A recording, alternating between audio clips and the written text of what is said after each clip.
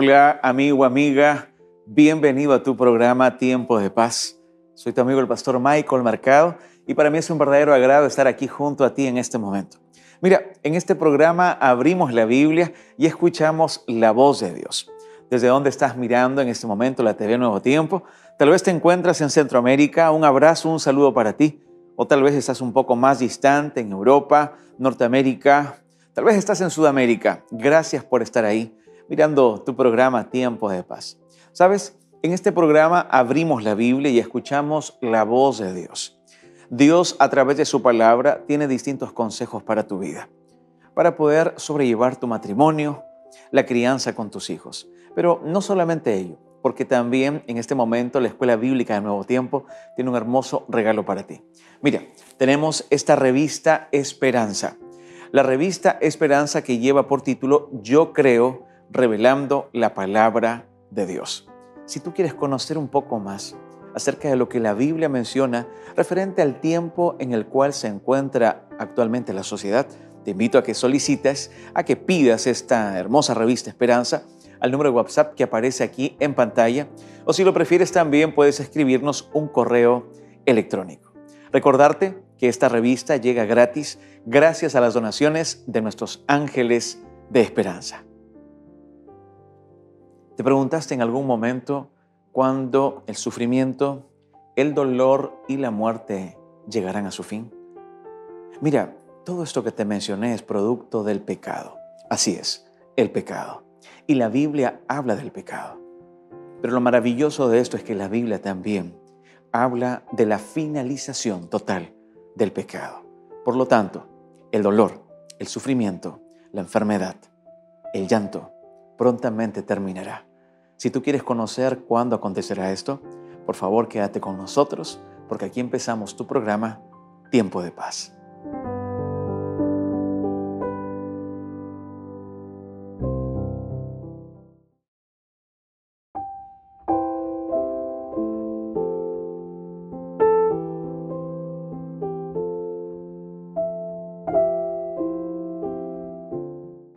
En cierta oportunidad, un legislador fue operado de cáncer.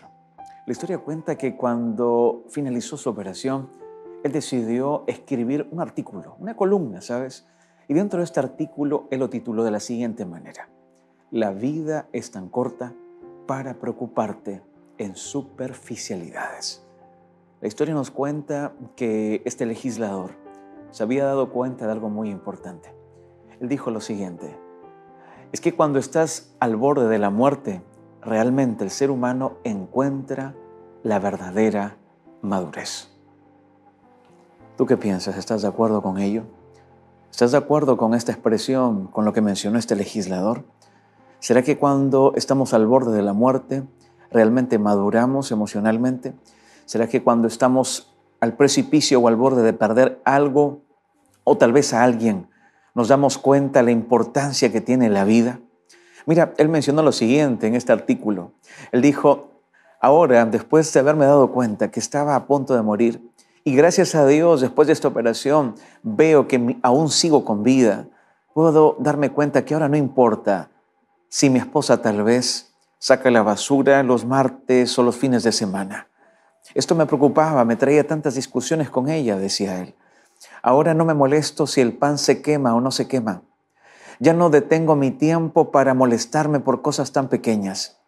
Este legislador mencionaba y decía: ahora me doy cuenta que la vida es tan corta y la vida es tan valiosa como para preocuparnos por detalles tan insignificantes. Cuando yo leí esta historia, ¿sabes? Me hacía la siguiente pregunta. Y como creyentes, como grupo de creyentes en Cristo, ¿no será que a veces también nos preocupamos por cosas tan superficiales y descuidamos lo más importante?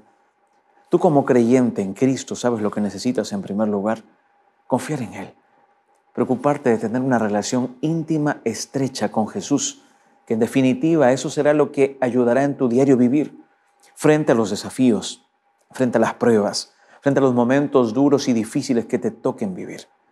Recuerda, la vida es tan corta para preocuparnos por cosas tan superficiales. En primer lugar, Dios. En segundo lugar, tu familia. Y es así, ¿sabes cómo vamos a iniciar este nuevo capítulo aquí en tu programa Tiempo de Paz? Porque nos hemos dado cuenta que el dolor, que el sufrimiento y la muerte están en todas las partes del mundo. Tal vez en tu ciudad, tal vez en tu familia, tal vez en tu vida próxima, en el contexto diario que tú vives. Has experimentado dolor recientemente. Perdiste tal vez a un ser querido. Tal vez estás viviendo parte de una injusticia en tu vida, con tus hijos, con tu familia. Todo esto es un conglomerado de un mal principal que es denominado como pecado. Y la Biblia habla de eso. Recuerda, por favor, nunca fue el plan de Dios que tú sufras, que tú mueras, que tú estés enfermo. No, porque Jesucristo es vida. Y hoy hablaremos de esto. Hoy hablaremos de la finalización del dolor, de la muerte. En definitiva, el pecado llegará a su fin.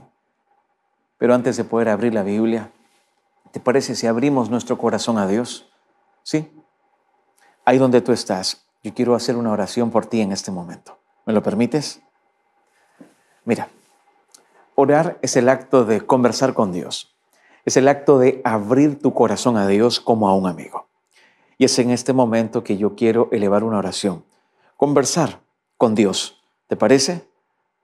Si tienes algún problema, si estás pasando por alguna dificultad, si tal vez estás mirándonos en este momento desde la cama de un hospital, la cama de una clínica tal vez, recuerda que Dios es tu médico sanador.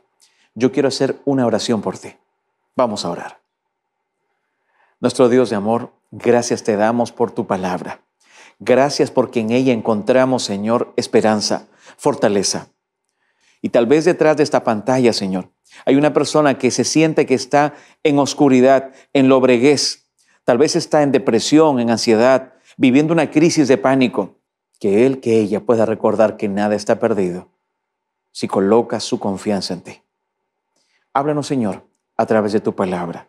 Que tu Espíritu Santo nos enseñe en este momento. En el nombre de Jesús oramos. Amén. ¿Qué es lo que viene a tu mente cuando hablamos de que el sufrimiento puede tener una fecha de caducidad?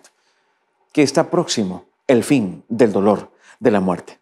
Mira, los distintos estudios sociológicos que se han realizado hasta ahora muestran que en cada ciudad, en cada país, ¿verdad?, en sus distintas sociedades, hay algo que realmente une a todos en el mundo. La búsqueda de la felicidad, la búsqueda del bien común, la búsqueda de la tranquilidad, la búsqueda del respeto entre sí. Pero estos estudios sociológicos muestran distintos factores que provocan que estas búsquedas, estos objetivos finales, no se cumplan o demoren en cumplirse. Y aquí viene el sufrimiento, la enfermedad y la muerte. Yo te hago una pregunta. ¿Cuándo fue el último tiempo en que tal vez tú estabas enfermo? ¿Cuándo fue el último momento que sufriste? Que sentiste realmente que algo te estaba provocando un sufrimiento. Tal vez una enfermedad de tu hijo, tal vez una injusticia que realizaron con tu esposa, con tu esposo en el trabajo. ¿Cuándo fue la última vez que tal vez tú sufriste porque un familiar muy cercano, un amigo, un colega de trabajo, bajó al descanso, murió? ¿Cuándo fue ese momento? Mira, sin duda alguna, todas las sociedades en el mundo buscan que esto termine. Buscan que esto acabe. Buscan cómo aplacar, ¿verdad?, tal vez las olas de criminalidad, las olas tal vez de delincuencia en los distintos países.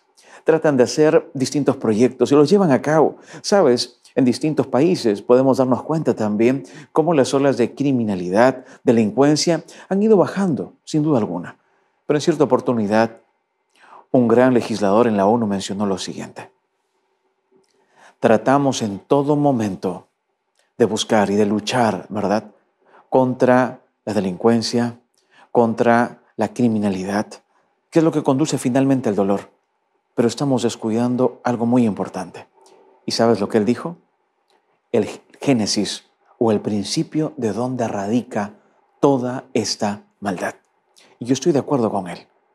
Porque cuando hablamos del génesis, cuando hablamos del principio, necesitamos indiscutiblemente remitirnos a la Biblia, a la palabra de Dios. Y es por eso que en este momento vamos a hablar acerca de el fin del pecado, porque sabes, el pecado llegará a su fin. Y para esto tal vez necesitamos recordar lo que el apóstol Pablo mencionó en una de sus cartas a los de Corinto. Primera de Corintios, el capítulo 15, el versículo 21, y también leeremos un poquito el versículo 50 al 52. Mira lo que el texto bíblico menciona y dice: porque por cuanto la muerte entró por un hombre, también por un hombre la resurrección de los muertos. Cuando ingresa la muerte a este mundo, que es producto del pecado, esto nunca fue parte del plan de Dios. ¿Por quién ingresa la muerte? El texto bíblico dice que entró por un hombre. Cuando vamos al relato del Génesis, nos damos cuenta, ¿verdad? En este relato, en esta narrativa bíblica, ¿qué es lo que pasa?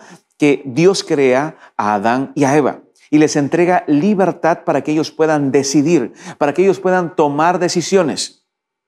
Dicho sea de paso, Dios también te entregó a ti libertad, autonomía, claro que sí. Tú eres libre para tomar decisiones, pero en esas decisiones necesitas tú y yo hacernos cargo. Necesitamos ser responsables de las decisiones que tomamos. ¿Es verdad ello? ¿Correcto? En el ámbito bíblico, en el mundo espiritual, ¿verdad? También acontece lo mismo. Es por eso que el texto dice, porque por cuanto la muerte entró por un hombre. ¿Por qué? Porque la raza humana, Adán y Eva, tomaron una decisión. Y su decisión fue no creer en Dios y sí creer en el enemigo de Dios, en Satanás, en el antagonista.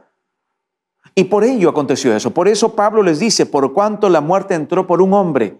Está presentando aquí el problema, esta tesis, ¿verdad? La tesis del sufrimiento, del dolor, de la muerte, de la injusticia. Aquí Pablo presenta, dentro de esta metodología, él dice, este es el problema, por cuanto la muerte entró por un hombre. Pero aquí no finaliza esto, amigo, porque el texto continúa y dice, también por un hombre, la resurrección de los muertos. El problema a la muerte, ¿sabes cuál es? El problema para que esto llegue a su fin es la resurrección, no es la reencarnación, como algunos piensan. Es que algunas personas tienen un conocimiento tal vez distinto o una falta de conocimiento por no leer la Biblia y a veces se dejan llevar por corrientes, por lo que tal vez algunos conocidos mencionan o dicen. Referente a la muerte, por ejemplo, cuando una persona baja al descanso, cuando una persona muere, ¿qué es lo que la Biblia menciona referente a eso? El texto bíblico en Eclesiastés nos damos cuenta, incluso cuando vamos a Génesis, vemos que claramente cuando una persona muere, duerme, es un sueño, descansa. No tienen memoria, no tienen pensamientos, ellos ya no pueden hablar. Pero tal vez en algún momento tú te has encontrado con algunos grupos de nigromantes, algunos espiritistas, algunas personas que practican el espiritismo, los conocidos mediums, ¿verdad? Donde tal vez dicen, no, es que podemos hacer que la persona que murió venga y hable, se contacte con nosotros. La Biblia no habla de eso, sino por el contrario, que la Biblia denuncia. La Biblia habla en contra de estas personas que practican la adivinación, los nigromantes, los que consultan, ¿verdad?, a los espíritus. Apreciado amigo, debemos de tomar en cuenta algo muy importante. Cuando una persona baja al descanso, cuando una persona muere, sus pensamientos, todo lo de esta persona queda en el reposo, en el descanso. Pero ahí no finaliza, porque el texto dice, habla de resurrección, también por un hombre la resurrección de los muertos. Este texto, ¿sabes?, escrito por el apóstol Pablo a los de Corinto, él se estaba refiriendo a un hombre y a un Dios, plenamente hombre y plenamente Dios, único en su especie, Jesucristo, tu Salvador. Porque Jesucristo cuando vino a esta tierra, Él evidentemente nace del vientre de María, ¿verdad? Pero Él nunca pierde su divinidad. Él iba a ser el Salvador, el que iba a salvar la vida de todo el mundo, el que iba a rescatarte en todo momento. 100% divino y 100% humano, único en su especie. El apóstol Pablo menciona esto entonces, también por un hombre, la resurrección de los muertos. ¿Por qué? Porque Jesucristo también resucitó, apreciado amigo. Cuando nosotros vamos a Génesis, el capítulo 2, el versículo 7, apoyamos esta idea que acabo de mencionarte. Mira lo que dice el texto bíblico. Entonces Jehová Dios formó al hombre del polvo de la tierra. Estamos de acuerdo con eso, ¿verdad? Del polvo, del barro. Esto fue lo que utilizó Dios para formar al hombre. Y sopló en su nariz. ¿Qué dice ahí? Aliento de vida. Y fue el hombre un ser viviente, un alma viviente. Cuando se habla de un ser viviente, cuando se habla de un alma viviente, la Biblia está hablando, ¿verdad?, de un hombre, de un cuerpo, de una vida indivisible. Apreciado amigo, para que el ser humano tenga vida, fue necesario el aliento, el soplo de parte de Dios. Este soplo es el que entrega vida. Entonces, cuando una persona se va, este soplo se retira. Por lo tanto, ya no hay vida. No es que el alma, como algunos mencionan, anda rondando por ahí. Esto no acontece. Estas son falacias, son mentiras de parte del antagonista, del enemigo de Dios. Cuando vamos a la palabra de Dios, a la Biblia, nos damos cuenta ahora también en el Nuevo Testamento, por ejemplo, en Mateo el capítulo 28, el versículo 7, en Juan 11, 25, ¿te parece si buscamos? Mira lo que dice Mateo, el capítulo 28, el versículo 7. E id pronto y decid a sus discípulos que ha resucitado de los muertos. ¿Quién había resucitado de los muertos? Jesucristo. Así es, Jesucristo cuando estuvo en esta tierra. Él nació de una mujer. Él creció como un niño, claro que sí.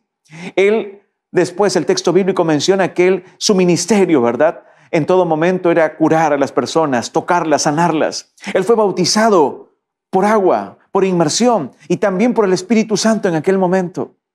Y también Él fue llevado a la cruz del Calvario para entregar su vida por nuestros pecados. Así es, por tus pecados y por los míos.